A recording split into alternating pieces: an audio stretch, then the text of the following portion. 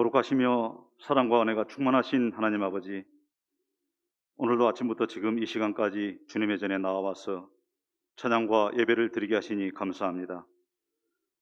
많은 어려운 상황 속에서도 예동교회를 축복해 주셔서 6인의 해외 파송 선교사와 7개의 국내 교회 및 10개의 기관 지원을 지금까지 이어올 수 있게 하신 은혜를 감사드립니다.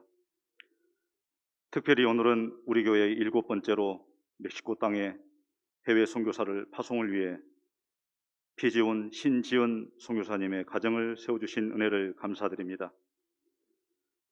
보라, 이제 나는 심령의 맹을 받아 예루살렘으로 가는데 저기서 무슨 일을 만날지 알지 못하노라. 오직 성령이 각 성에서 내게 증거하여 결박과 환난이 나를 기다린다 하시나, 나의 달려갈 길과 주 예수께 받은 사명 곧 하나님의 은혜의 복음 증거하는 일을 마치려 하면은 나의 생명을 조금도 귀한 것으로 여기지 아니하노라. 하나님의 특별한 계획과 뜻이 계셔서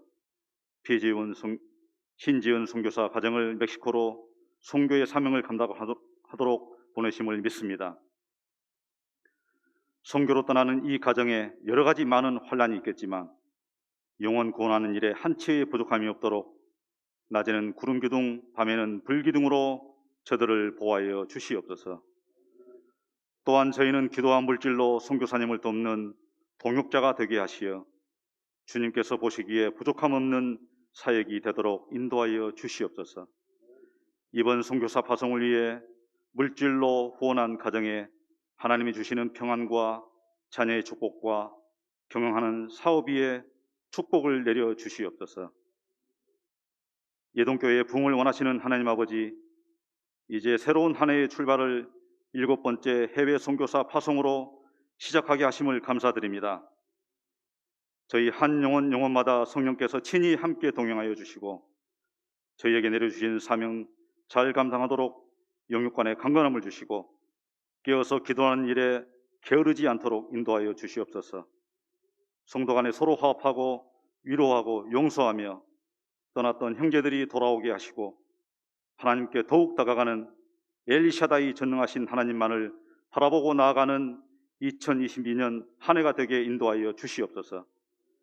이 시간 하나님의 말씀을 대언하시는 목사님 갑절의 영감을 주시옵소서. 듣는 저에게 큰 은혜를 받게 인도하여 주시옵소서. 이 시간에도 저희 곁에서 살아서 역사하시는 우리 주 예수 그리스도의 이름으로 기도하옵나이다. 아멘.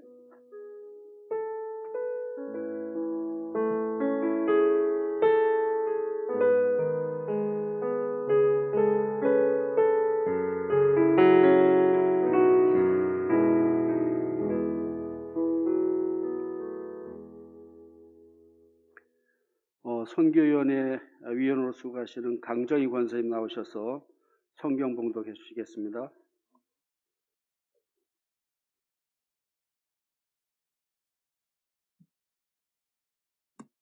네, 말씀 사도행전 16장 25절에서 34절까지 말씀입니다. 신약 261쪽 되겠습니다. 한밤중에 바울과 실라가 기도하고 하나님을 찬송하며 제수들이 듣더라. 이에 갑자기 큰 지진이 나서 옥토가 움직이고 문이 곧 다 열리며 모든 사람의 매인 것이 다 벗어진지라.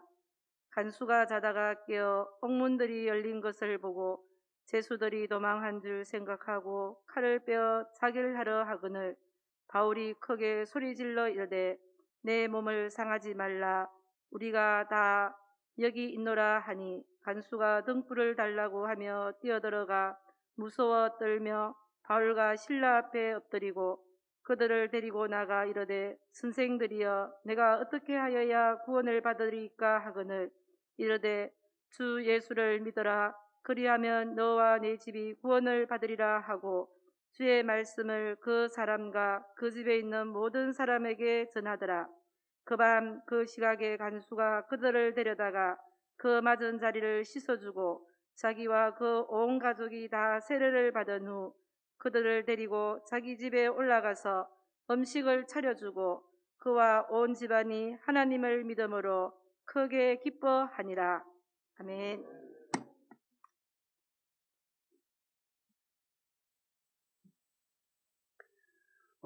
이번 시간은 특별 찬양을 하는데 우리 선교위원회 회원들 다 나오셔서 같이 주님 말씀하시면 이런 제목의 찬양을 하도록 하겠습니다. 선교 회비를 헌금하시는 분들은 다 나오셔서 같이 찬양하면 되겠습니다.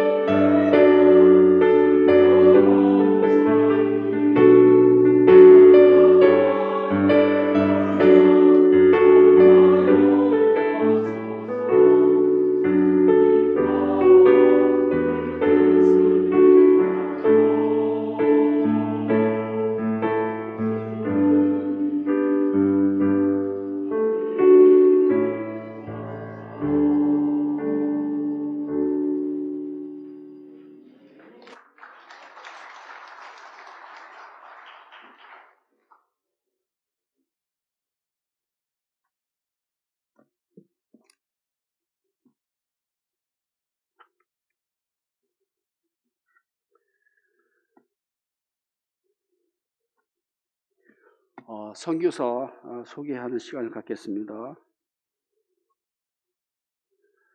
우리 피지훈 선교사님은 88년생이시고요. 우리 교단 천안교회 피상학 장로님 아들이시기도 합니다. 예, 서울신학대학교 신학과 학부과정을 마치시고 동대학 대학원 졸업하셨습니다. 그리고 미국에 유학을 해서 캘리포니아 주립에 있는 아주사 패시픽 유니버시티에서 목사학 석사를 졸업하셨습니다. 천안교회, 서구항교회 전도사로 섬기셨고 미국에서는 LA 유니언 성결교 부목사로 섬기셨습니다. 신지은 우리 선교사님은 지금 90년생이시고요.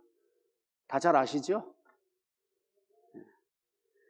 우리 예동교회 담임 목사로 섬기셨던 우리 신거희 목사님 따님이기도 합니다. 2005년에 우리 예동교회에서 세례를 받았고요. 서울신학대학교 사회복지학과 졸업하셨고 동대학 대학원 졸업을 하셨습니다. 그리고 꼬마 선교사들이 있는데요. 이 자녀들이 지금 셋인데 아들만 셋인 것 같습니다. 예, 이름이 피이든, 피이안, 피이담. 예. 그 세 아들 이름 뜻을 이렇게 보니까 이한이는 하나님의 형상으로 그 땅에서 살아가고 또 이한이는 예수 그리스도의 오심을 함께 기다린다. 또 이담이는 그 땅에서 하나님의 이야기를 만들어낸다는 그런 뜻이 있습니다. 예. 아마 처음 이름을 지을 때부터 선교사의 자녀로 세워지지 않았나 이렇게 생각을 하게 됩니다. 예, 선교사님 소개는 많이 있지만 시간상 그래 좀 간단하게 줄이고요.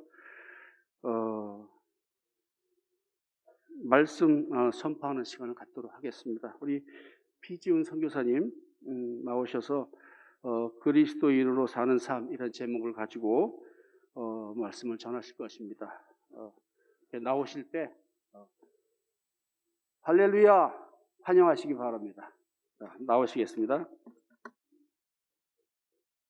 할렐루야. 네, 너무 감사합니다. 네, 피주훈 선교사입니다. 저희가 사실은 저랑 저희 부부랑 안수 받은 지가 3개월 정도 지났습니다. 아직 아무것도 없는 초짜 선교사인데 이렇게 기쁨으로 맞아주셔서 너무 감사드리고요. 물론 이 선교사역을 준비하다 보면은 당연히 어려움도 있고 힘든 마음들도 있는데 우리 예동교회 성도님들께서 이렇게 함께 해주시겠다고 연락을 주셔서 동행해 주셨다고 말씀해 주셔서 마음에 좀 큰 위안이 되고 위로가 되었습니다. 힘 주셔서 감사드리고 앞으로도 열심히 선교할 수 있는 우리 비준 진지한 선교사 되도록 하겠습니다.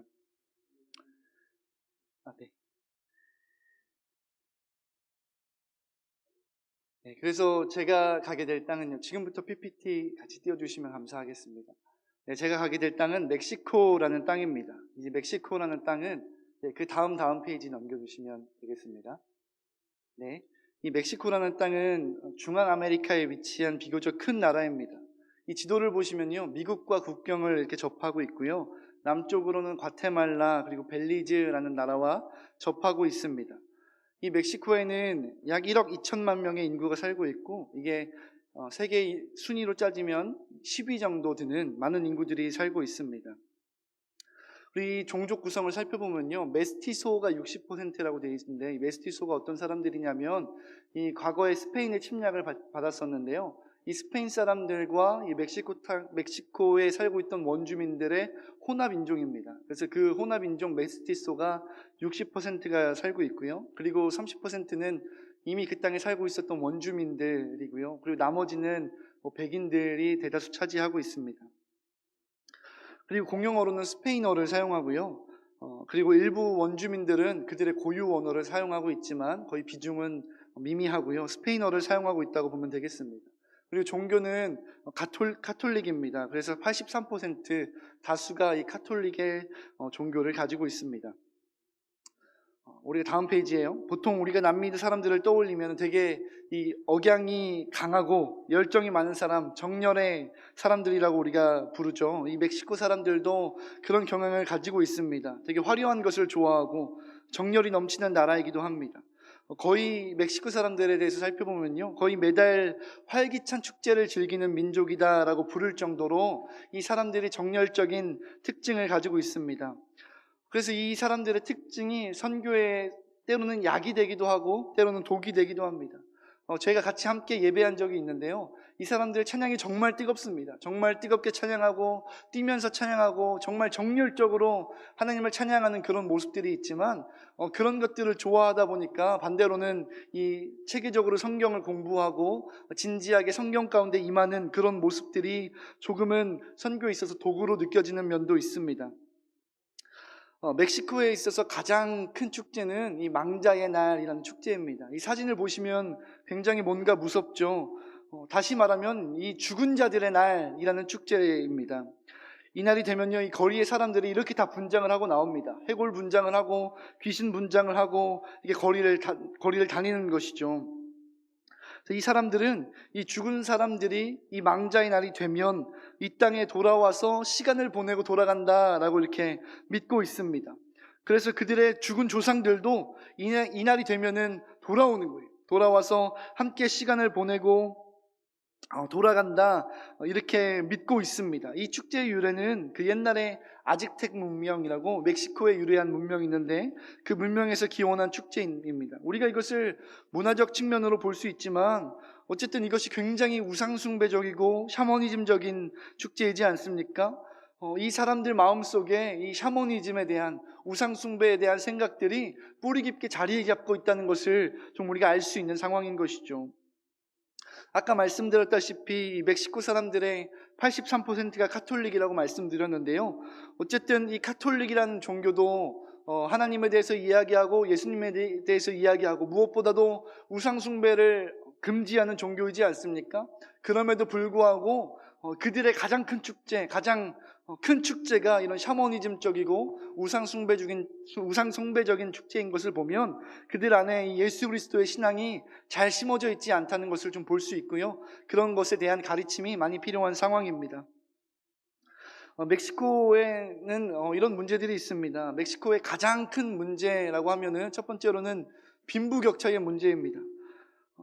사실 이 멕시코 나라만 놓고 보면요, 그렇게 못 사는 나라는 아닙니다. 왜냐하면 이 멕시코의 가장 큰 수입원이 뭐냐면 석유입니다. 석유를 가지고 있는 나라가 그렇듯이 이 나라가 굉장히 부강하고 부유합니다. 그래서 이 석유 생산국 중에 10위 안에 들 정도로 이 석유 생산량이 많고 판매금도 많이 있습니다. 근데 문제는 빈부격차가 말도 안 되게 크다는 거예요. 국민의 40%가 무려 40%나 빈곤층에 속해 있습니다. 그래서 OECD 국가 중에요, 가장 빈곤층이 많은, 가장 빈부격차가 심한 나라가 바로 이 멕시코입니다. 그래서 국민의 40%가 제대로 먹지도 못하고 제대로 제대로 세워지지 않은 집에서 이제 살고 있는 상황인 것이죠. 제가 멕시코를 처음에 갔을 때는 이 멕시코가 잘 사는 나라라고는 생각도 못했습니다. 왜냐하면 저런 모습들을 제가 봤기 때문이에요. 첫 번째 보시는 사진이 제가 직접 찍은 사진입니다. 저 사진은 어디 마을에 들어가서 찍은 사진인데요. 저 사람들이 그냥 저렇게 땅 위에다가 판자를 세워놓고 천으로 벽을 지어서 이렇게 살고 있습니다. 안에 들어가 보면요, 전등은 당연히 없고요, 전기도 당연히 없고요, 그냥 땅도 맨 땅입니다. 맨 땅에서 문을 열어보면은 아이를 많이 낳는 국가인데 아이가 기어 나와서 인사하고 이런 모습들이 굉장히 많이 있습니다. 두 번째 사진도 마찬가지인데요. 두 번째 사진은 이게 합성한 사진이 아니고요, 하늘에서 멕시코를 찍은 사진입니다. 멕시코를 찍었을 때에 저런 사진이 나옵니다. 정말 편집한 것처럼 사진이 나오죠. 딱 반으로 갈라서 오른쪽은 부유한 사람들이 사는 나라, 사는 곳, 왼쪽은 가난한 사람들이 판자를 짓고 사는 곳입니다. 이렇게 빈부격차가 너무 크기 때문에 이런 어려움들이 이 멕시코 땅에 있습니다. 그리고 두 번째는요, 마약과 범죄율이 굉장히 높은 나라가 멕시코입니다. 미국에서요, 2021년에 조사를 한 가지 했습니다. 어떤 조사였냐면 세계에서 가장 위험한 나라 10군데를 뽑았는데요, 그 중에 5군데가 멕시코에 있습니다. 사실 저희 장모님이 여기 와 계신데 제가 장모님한테는 말씀을 안 드렸는데, 그리고 저희가 가는 티후아나라는 도시가 가장 첫 번째에 있는 가장 위험한 나라로 뽑히는 도시입니다. 저희 장모님도 처음 아셨을 거예요. 예, 어쨌든 그런 도시가 멕시코이고요. 물론 그런 위험하고 어려운 도시지만 사실은 그 이면에는 사람의 곤고함과 사람의 아픔과 범죄를 저지를 수밖에 없는 그들 마음속에 있는 상처들, 하나님으로부터 치유받지 못한 그 마음들에 대한 긍휼한 마음들이 떠올리게 되는 것이죠. 그리고 세 번째로는요, 이 멕시코는 난민의 문제가 굉장히 심각합니다. 이 난민들이 미국으로 들어가고 싶어하는 그 난민들이 걸어서 멕시코를 통과합니다. 근데 미국에서 쉽게 문을 열어주지 않지 않습니까? 그러니까 그 사람들이 멕시코에 머물고 있는 거죠. 미국은 들어가지도 못하고 멕시코에 그저 머물러서 미국이 열리기만을 기다리고 있는 것입니다. 우리 유명한 캐러반들 그리고 IT 사람들이 여기에 많이 속하는데요. 그 사람들은 집도 없습니다. 그리고 먹을 것도 없습니다. 일도 하지 못합니다. 멕시코 사람도 아니기 때문에 정착할 수도 없습니다. 걸어서 거기까지 왔는데 미국이 문을 안 열어주니까 집도 없는 상태에서 아이들을 데리고 거리에서 자고 그런 일들이 몇 주, 몇 달, 몇 년 동안 이어집니다. 그 사람들은 그래서 보통 이제 기구에서 보건기구나 뭐 세계 복지기구에서 생필품을 전달해주고 먹을 것을 전달해줘서 그것을 먹으면서 버티고 사는 사람들이 이제 이 난민 사람들입니다. 그 외에도 뭐 교육이나 어려운 문제들이 많이 있지만 가장 이 멕시코의 사회적 문제들이 이 세 가지입니다. 제가 멕시코 땅에 가는 이유가 있는데요. 사실 미국에 머물면서요, 멕시코 땅을 몇 차례 가볼 기회가 있었습니다. 제가 미국에 있을 때는요, 아직 선교의 마음은 가지고 있었지만 이제 나라를 정하지 못하고 있는 상태였어요. 그런 상태에서 이제 미국에 있다가 어쩌다 그 땅의 단기 선교를 준비하게 되었습니다. 그래서 4번 정도 그 땅을 밟고 그 땅을 위해서 사역을 하고 이제 돌아온 적이 있었습니다. 그래서 그 땅을 방문하니까요, 4번 정도 방문하면서 너무나 많은 사람들을 만났어요. 뭐 아이들 어린이 사역을 준비했는데 어린아이들 많이 만났고요. 그리고 어린아이들을 데리고 오는 부모님들, 그리고 뭐 예배하는 사람들, 먹을 것을 구걸하는 사람들, 그리고 어른 예배를 인도하면서 만났던 그 멕시코의 신앙인들, 정말로 많은 사람들을 만났습니다. 그리고 아이들을 정말 많이 만났어요. 왜냐하면 그도 그럴 것이 이 멕시코가 아이를 굉장히 많이 낳는 나라입니다. 7명, 8명은 기본으로 낳아요. 그래서 저희 멕시코 사람들에게 저희 가정이 아이가 3이 있다라고 이야기하면 되게 작은 가정이구나, 되게 귀여운 가정이구나 라고 이야기할 정도로 이 아이들을 많이 낳는 국가입니다. 그래서 정말 많은 아이들을 만났습니다. 그런데 제가 그 땅에서 보지 못하고 온 세대가 있어요. 그 세대가 어디냐면 바로 젊은 세대였어요. 아이들을 너무나 많이 만났고, 그리고 어른들도 만났고, 할아버지 할머니들도 만나고, 많은 사람들을 만났지만 이 젊은 세대들은 제가 정말 볼 수가 없었습니다. 눈을 씻고 찾아봐도 이 젊은 세대들이 보이지 않는 거예요. 그들을 보지 못했는데 그들을 보지 못했기 때문에 하나님의 그곳에 담긴 하나님의 마음을 좀 볼 수 있었습니다. 하나님께서 이 땅에 젊은 세대들을 찾으시는구나. 교회 이탈 현상이 너무 심합니다. 이 아이들이 너무나 많이 교회에 찾아오는데요, 조금만 나이 들면, 조금만 청소년이 되고 10대가 되면 아이들이 다 떠나갑니다. 10대들을 찾을 수가 없는 거예요. 그 땅에 갔는데 10대들의 아이들을 만나기가 너무나 어려웠습니다. 그때 하나님의 부르심을 얻었고, 내가 이 땅에서 젊은 세대를 위해서 사역하겠습니다 라는 마음을 하나님께서 부어주셨어요. 그리고 그렇게 한국에 돌아왔습니다. 그리고 이 멕시코의 땅에 대해서 조사를 하는데 제가 조사를 하면서 조금 놀랐던 것이 있어요. 저는 사실 그 땅에서 제가 젊은 세대들을 못 만났다고 말씀드렸잖아요. 못 만났고 만나지 못하고 돌아왔다라고 생각을 했는데 사실은 제가 만나고 왔더라고요. 그 젊은 세대들이 어디에 있었냐면, 제가 어린이 사역을 준비하고 그 땅에 찾아갔을 때에 그 어린아이의 손을 붙들고 교회로 찾아오던 그 어머니들이 사실은 10대더라고요. 생각도 못했습니다.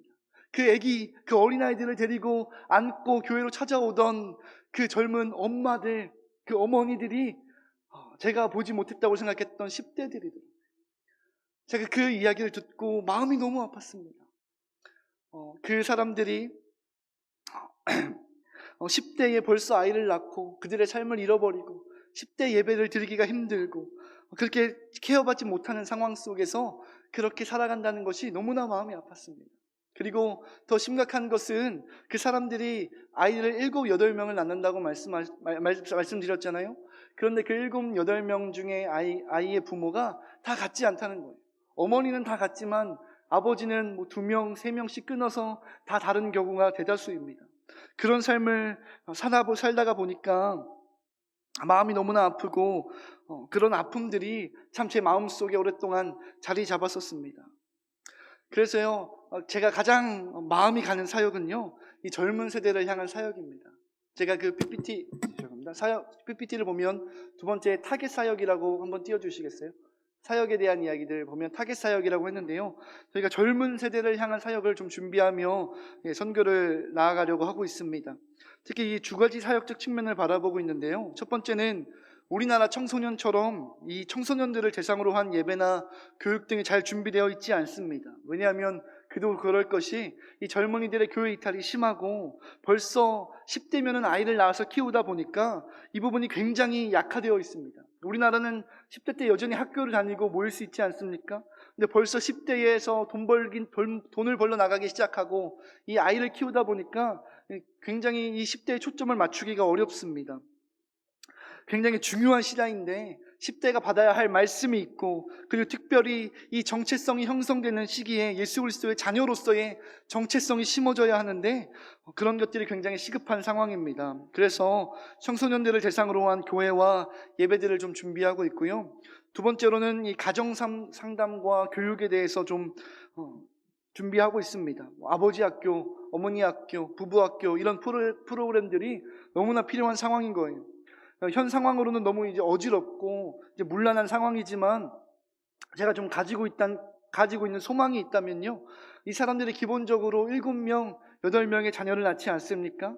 어떻게 보면은 하나님 앞에 한 부부만 잘 세워도, 한 부모만 하나님 앞에 잘 세워놔도 그 밑에 태어날 7명, 8명의 자녀들이 너무나 건강하게 신앙적으로 행복하게 자라날 수 있는 것이죠. 물론 지금의 상황은 어렵지만 그 꿈을 가지고, 행복한 가정들을 이루어가는 그 꿈을 가지고 이 사역들을 좀 준비하고 있습니다. 그리고 또 다른 중요한 사역은 이 첫 번째인데, 현지 적응 및 언어 사역을 준비하고 있습니다. 첫 번째 텀에서 가장 중요한 것이 이제 그 나라를 배우고 그 나라의 언어를 익히고 또 정탐하며 문화를 익히는 것인데, 이 타이밍을 놓치고 지나가게 되면 나중에 따라가기 힘들어집니다. 그래서 첫 번째 텀에 성실히 언어 및 현지 적응을 마칠 수 있도록 좀 기도하며 준비하고 있습니다. 그리고 그 외에도 제자화 사역, 신학교 보조 사역, 교회 사역 등 함께 준비하며 기도하고 있습니다. 그 다음 페이지 넘겨주시면요, 저희 아까도 잠깐 소개해 주셨는데 저희 아들들입니다. 사실 말씀해 주신 것처럼 저희 아들들에는 저희 선교를 향한 좀 기도 제목들이 들어가 있습니다. 첫째가 이든인데요, 이든이는 이제 영어 표기법으로 하면은 에덴입니다. 에덴 동산, 그 에덴이어서요, 하나님께서 맨 처음에 인간을 창조하실 때 하나님의 형상을 남겨주셨는데 그 하나님의 형상이 이 땅에서 회복되었으면 좋겠다라는 그 기도 제목이 첫째 우리 이든이에게 들어가 있습니다. 그리고 두 번째는 이안입니다. 이안은 이 어원이 요한이에요. 요한이랑 동일합니다. 그래서 요한이라는 뜻인데, 이 요한이라는 사람은 두 요한 다 마찬가지죠. 이 요한계시록을 썼던 요한은 예수님의 재림을 기다리고 성경을 썼던 요한이고, 그리고 사도 요한은 예수님의 초림, 예수님의 오심을 예비했던 그 요한이지 않습니까? 그것처럼 예수님께서 이 땅 가운데, 이 멕시코 땅 가운데 오실 것을 우리가 함께 기대하고 바라보며 준비하자는 의미에서 요한이라고 지었습니다. 그리고 막내는 이담입니다. 이 다미는 이행시처럼 이야기를 담다라는 뜻을 가지고 있는데요, 우리 가정을 통하여서 하나님의 이야기가 담겨지기를 소망하는 마음으로 우리 이담이라고 지었습니다. 저희야 이렇게 헌신하고 저희에게 결정해서 가는 것이지만 우리 아이들은 어쩔 수 없이 이 멕시코 땅으로 함께 끌려가게 되는데요, 우리 위에서 기도해 주시고 그 땅에서 하나님의 섭리하심과 양육하심이 있을 수 있도록 기도해 주시기를 부탁드립니다. 그리고 또 부탁드리는 건요, 저희 가정이 그 땅에서 참된 예배자로 설 수 있도록 기도 부탁드립니다. 오늘 제가 읽은 말씀이요, 너무나 좋아하는 말씀입니다. 그리고 우리가 너무나 잘 아는 말씀이지요. 이 바울과 실라가 이 감옥에 잡혀 있는 그런 말씀입니다. 그리고 그런 상황 속에서 하나님을 예배하는 말씀이죠. 기도하고 찬송합니다. 예배할 수 있는 환경이 아니었습니다. 심지어는 감옥을 갇힌 이유도 무엇이었습니까? 이 귀신 들린 여인을 고치다가 다른 사람들 그 자신의 유익으로 여기는 그 귀신 들린 여인을 불쌍히 여기고 고치다가 감옥에 잡혀왔습니다. 다른 일도 아니고 하나님 일 하다가 그렇게 감옥으로 끌려온 거예요. 그런데 그렇게 끌려와도 어떻게 합니까? 이 바울과 실라가 그 자리에서 하나님을 예배합니다. 불평하지도 아니하고 절망하지도 아니하고 그 자리에서 하나님을 예배합니다.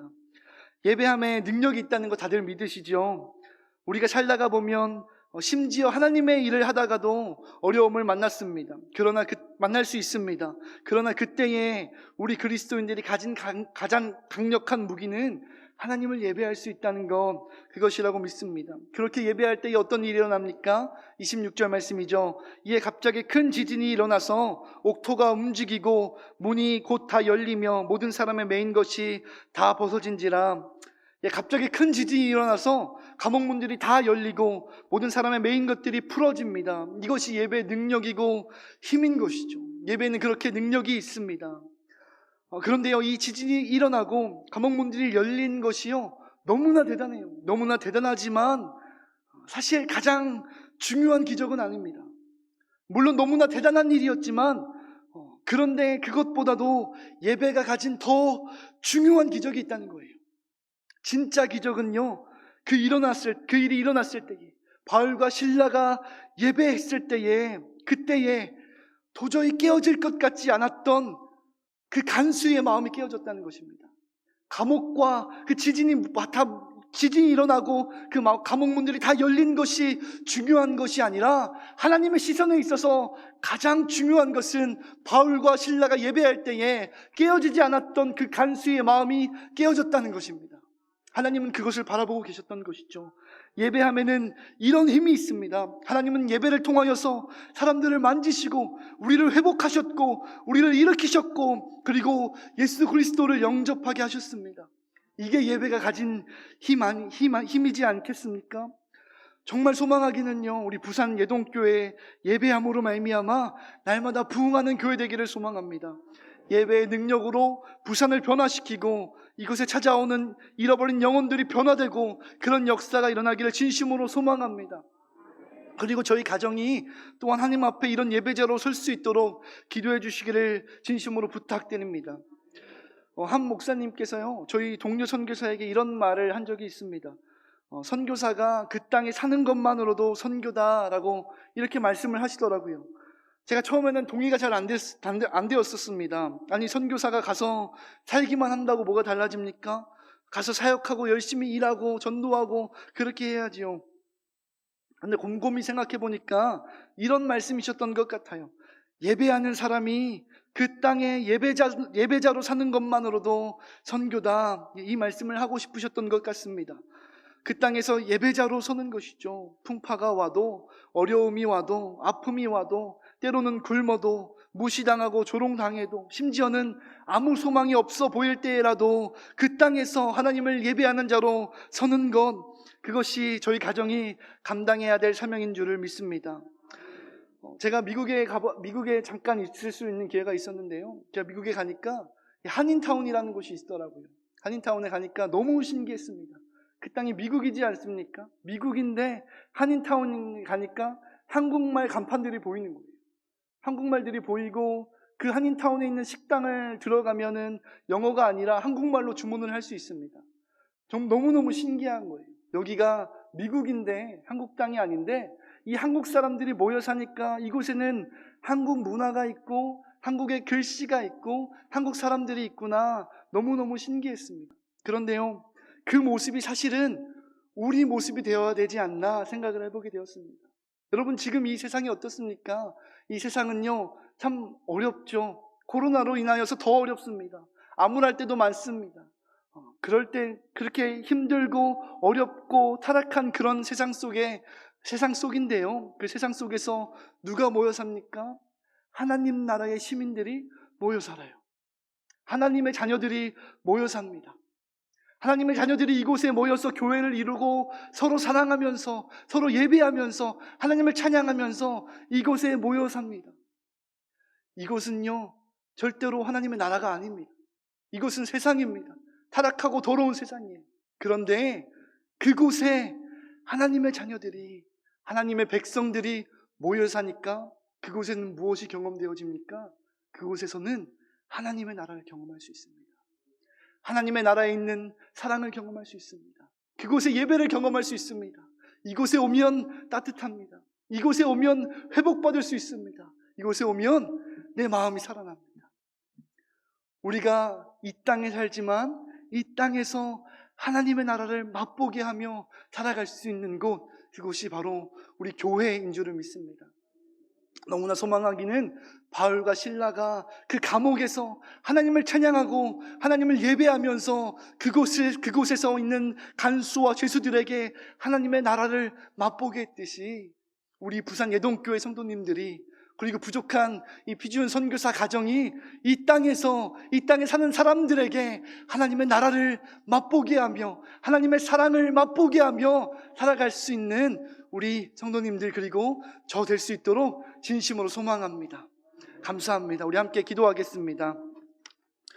하나님 감사합니다. 하나님, 우리가 오늘 이곳에 모여서 함께 예배하게 하시고 하나님의 나라에 대한 소망을 함께 꿈꾸게 하심에 감사드립니다. 하나님께서 귀하게 우리를 하나님의 자녀로 세워주셨는데, 우리가 이 땅에서 열심으로 하나님을 예배하며 그리고 하나님을 사랑하며 그리고 우리가 서로를 사랑할 때에 이 땅에서 경험할 수 없었던 그 놀라운 하나님의 사랑이 우리 예동교회를 통하여서, 그리고 우리 각지에 흩어져 있는 선교사님을 통하여서 경험되어질 수 있도록 인도하여 주시옵소서. 감사드리며 예수님의 이름으로 기도합니다. 아멘. 감사합니다.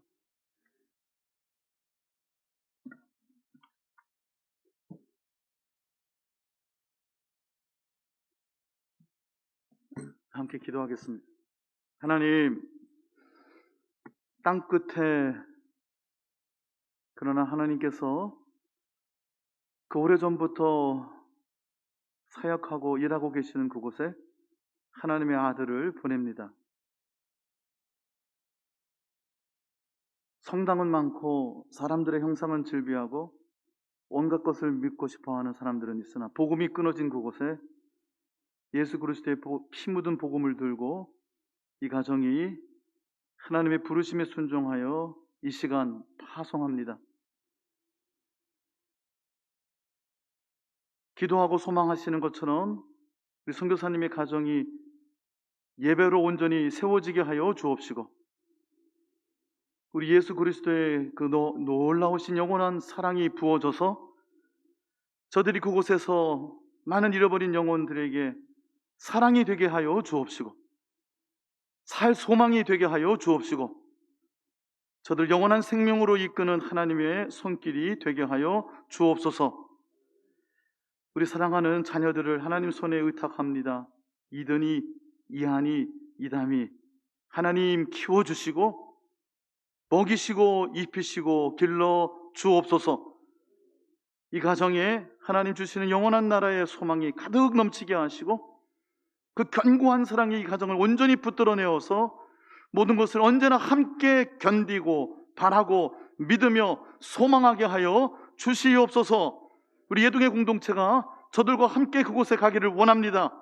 기도하게 하시고 마음에 품게 하시고 우리 모두가 선교사가 되어 하나님께 큰 영광이 되는 우리 교회 공동체, 우리가 하나님께 올려드리는 선교의 사역이 되게 하여 주시옵소서.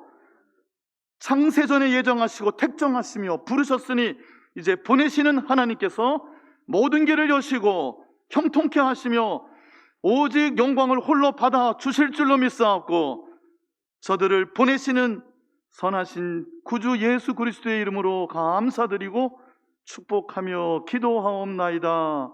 아멘.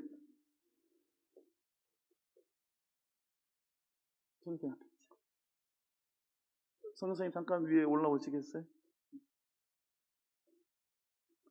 선교사 파송장을 수여하도록 하겠습니다.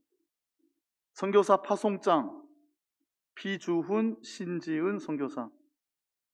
본 교회는 온 세계에 다니며 만민에게 복음을 전파하라 하신 주님의 지상명령에 순종하여 귀화를 멕시코 선교사로 파송하며 이 증서를 수여합니다.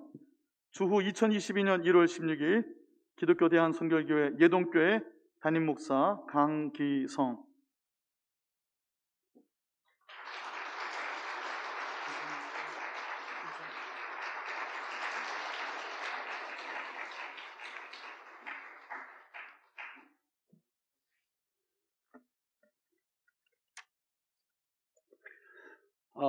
이 시간에는 후원 약정서 전달하는 시간을 갖겠습니다.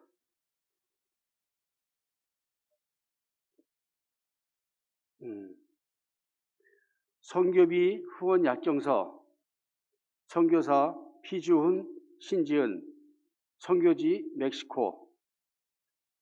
1. 본 교회는 땅끝까지 이르러 복음을 전하라 하신 예수 그리스도의 명령에 순종하여 상기 선교사를 후원할 것을 하나님과 교회 앞에서 약정한다. 2. 본 교회는 5년간 선교비 월 30만 원을 2022년 1월부터 2026년 12월까지 연간 12회 후원하며 선교 후원금으로 일금 100만 원을 일시불로 지불한다. 모든 선교비는 매월 해외 선교위원회로 납부한다. 담임 목사 강기성 대도.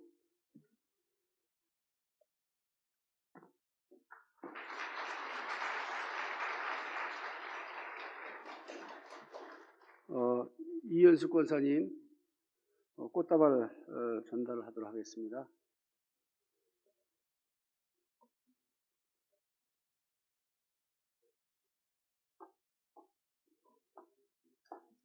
박수로 축하해 주시기 바랍니다.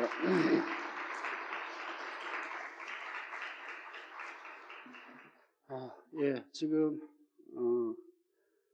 우리 피준 선교사님은 말씀을 통해서 많이 은혜 받고 또 각오와 많이 들어봤는데 우리 예동교회 출신 우리가 자랑할 만하죠. 예, 신지은 우리 선교사님 오래간만에 교회 방문했는데 소감하고 또 기도 제목 또 선교사에 대한 각오 좀 잠깐 들어보도록 하겠습니다.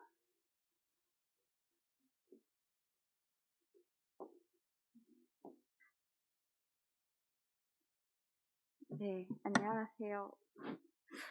이렇게 반가운 얼굴들 앞에서 이렇게 인사드리고 파송 받게 돼서 사실 너무 기쁘고 감사드립니다. 아직 선교사로서의 삶이 실감이 안 나지만 멕시코 땅에서 잘 살아나갈 수 있도록 기도 많이 부탁드립니다. 특별히 저희 기도 제목이 4가지가 있는데요. 저희 가정이 하나님의 마음으로 멕시코 영혼들 진심으로 사랑할 수 있도록 기도해 주시고요. 그리고 멕시코에 잃어버린 영혼들, 특별히 젊은 세대들이 하나님의 사랑을 가슴 깊이 깨달을 수 있도록 기도 부탁드립니다. 또 선교를 준비하는 모든 과정들을 위해서 기도 부탁드립니다. 비자와 언어, 그리고 후원금까지 모든 것이 주님의 계획하신 대로 준비될 수 있도록 기도해 주시고요. 그리고 마지막으로 저희 가정의 건강과 신앙을 위해서 그곳에서 어떤 환경에서도 사랑의 마음을 잃지 않게 기도 부탁드립니다. 감사합니다.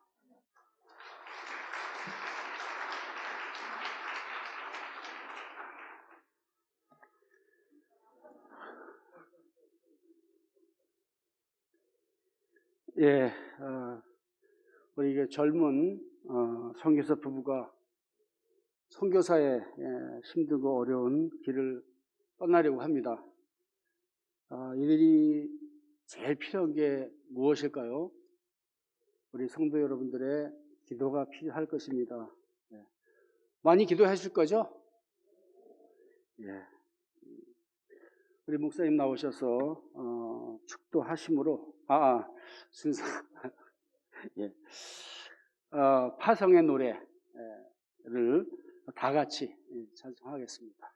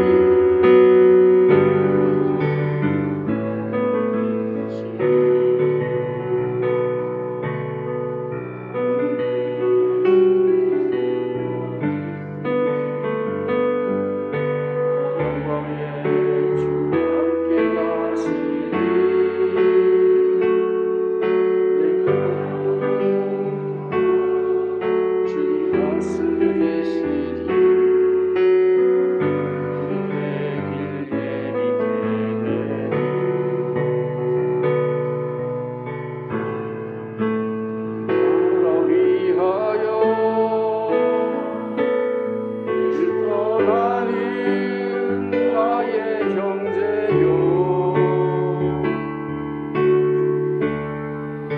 주께서 가라시니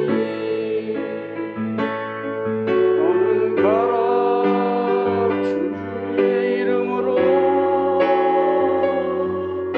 거칠은 광야 위에 꽃은 피어나고 세상은 내 안에서 주님의 영광 보리라.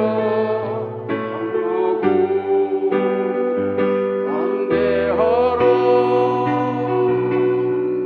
세상에 계신 주와 함께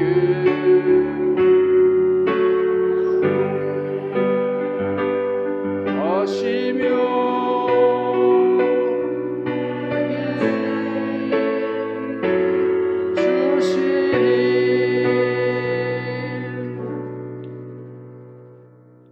목사님 나오셔서 축도해 주심으로 성교사 파송 예배를 마치도록 하겠습니다.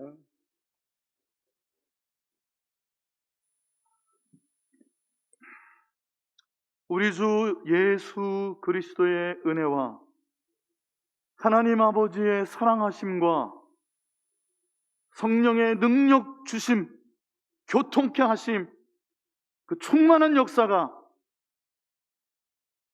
피주은 신지은 선교사님 또 세 아들을 선교지에 보내는 우리 예동의 공동체 위에 기도하고 섬기고 애쓰는 선교위원회 위에 그리고 먼 길 그 땅끝을 향하여 떠나는 이 선교사의 가정 위에 그리고 하나님 그곳에서 이미 역사하고 계시는 멕시코의 땅 위에 이제와 영원토록 항상 함께하여 주옵시기를 간절히 축원하옵나이다. 아멘.